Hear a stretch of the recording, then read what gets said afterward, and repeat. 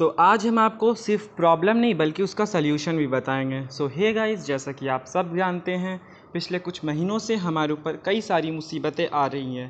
पहले तो कोरोना और अब हमारे सामने एक नई समस्या खड़ी है, ब्लैक आउट्स यानी बिजली की समाप्ति, जो कि एक गंभीर विषय है।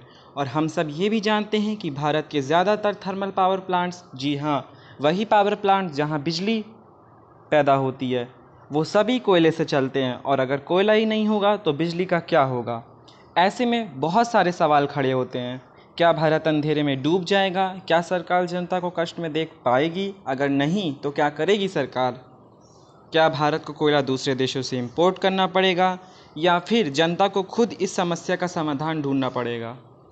तो आइए जानते हैं कि क्यों उस भारत में कोयले की कमी पड़ी जो 70% कोयला खुद पैदा करता था। जानते हैं इसकी वजह, लेकिन उससे पहले हमारी आपसे विनती है कि चैनल पर नए आए हों तो चैनल को सब्सक्राइब करें और वीडियो को लाइक करें ताकि हम आप तक ऐसी जानकारियां पहुंचा सकें। भारत, जहां 52% बिजली कोयले से बनती है। भारत विश्व में जो कि बिजली उत्पादन करने वाले देशों में चौथे स्थान पर है, लेकिन फिर भी भारत को कोयला इंपोर्ट करना पड़ता है क्योंकि हम अपनी ज़रूरतों को बढ़ाते जा रहे हैं। भारत में कुल 135 पावर प्लांट्स हैं जो कि 20 से 30 दिनों का कोयला अपने पास रखते हैं, यानी कोल्ड स्टॉक, जिनमें से कुछ का कहना है कि उनके पास अगले 4 से 5 दिन का कोयला ही बचा है, सिर्फ 4 से 5 दिन। पर यह समस्या क्यों? आइए जानते हैं इसके पीछे के कारण। पहला कारण, इंक्रीजिंग इन कोल प्राइस, कोयले की बढ़ती कीमत। अगर हम बात करें चाइना की, तो चाइना विश्व की फैक्ट्री है और चाइना में पावर कट्स होना यानी उसकी ग्रोथ में रुकावट। तो चाइना को कोयला जिस भी प्राइस में मिलता है वो उसे ख़रीद लेता है, जिसके कारण दूसरी कंट्रीज़ की इकोनॉमी डाउन है और वहाँ पे कोल के प्राइसेस हाई हैं। दूसरा रीज़न, इस बार ज़्यादा बरसात के कारण कोल माइंस में पानी भर गए हैं, जिसकी वजह से हमारे कोल फ्लडड हो गए यानी कोयले बह गए हैं, जिससे कोल प्रोडक्शन लो है। तीसरा कारण, राइजिंग इन डिमांड्स, बढ़ती हुई मांग। ज़्यादा बिजली की खपत के कारण कोयले की मांग बढ़ रही है, जिसके कारण कोयले की कमी देखने को मिल रही है। और कोयले की कमी यानी बिजली की कमी, जिसके कारण पावर कट्स हो रहे हैं। तो आइए जानते हैं कि कहाँ कहाँ पावर कट्स हुए हैं। क्या हमारे भी राज्य में पावर कट्स होंगे या नहीं? पहला राज्य राजस्थान, जहां रोज़ 1 घंटा बिजली कटेगी। दूसरा राज्य पंजाब, जहां 3 घंटा बिजली कटेगी।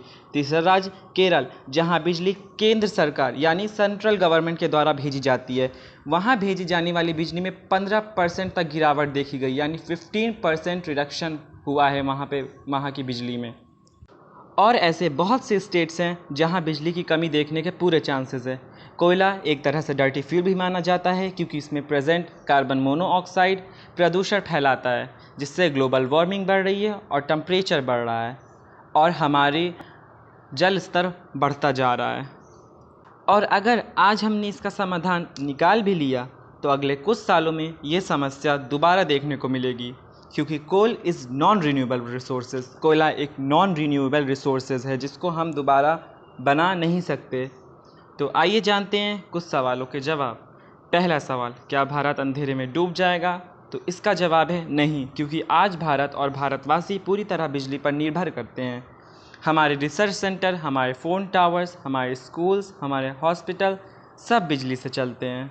बिजली के समय में गिरावट तो आ सकती है, लेकिन बिजली पूरी तरह से काटी नहीं जा सकती। दूसरा सवाल, क्या भारत को कोयला दूसरे देशों से इंपोर्ट करना पड़ेगा? हो सकता है, अगर कोयले की कमी ऐसे ही बढ़ती रही और बिजली की कमी हो गई तो भारत को कोयला जो कि 40% दूसरे की कंट्री से मंगवाना पड़ता था, अब उसे 90% तक दूसरी कंट्री से कोयला मंगवाना पड़े, और वो भी हाई प्राइस पर। तीसरा सवाल, क्या जनता को इसका समाधान ढूंढना चाहिए?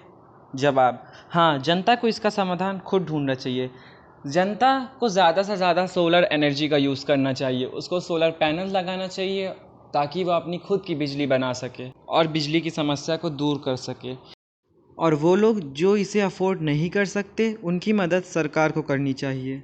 तो आइए जानते हैं इसके सल्यूशंस क्या क्या हो सकते हैं। पहला solution, using of solar panels. हमें ज़्यादा से ज़्यादा सोलर पैनल्स का यूज़ करना चाहिए और हम करेंगे भी, क्योंकि हमारे पास ऐसी बहुत सी खाली जगह हैं, हमारे खुद की छत, हमारे स्कूल की छत, हमारी बिल्डिंग्स की छत, जहां हम सोलर पैनल्स का यूज़ कर सकते हैं। दूसरा सल्यूशन, सेविंग ऑफ इलेक्ट्रिसिटी। हमें बिजली को बचाना चाहिए। हमें बिना मतलब बिजली से चलने वाले उपकरणों को खुला नहीं छोड़ना चाहिए। तीसरा solution, using of solar products like solar cooker, solar heaters. हमें ज़्यादा से ज़्यादा सोलर प्रोडक्ट का यूज़ करना चाहिए। तो आज के लिए विदा लेते हैं। आज के लिए बस इतना ही। अगर आपको यह जानकारी अच्छी लगी हो तो शेयर कीजिए और चैनल को सब्सक्राइब कीजिए। Thank you.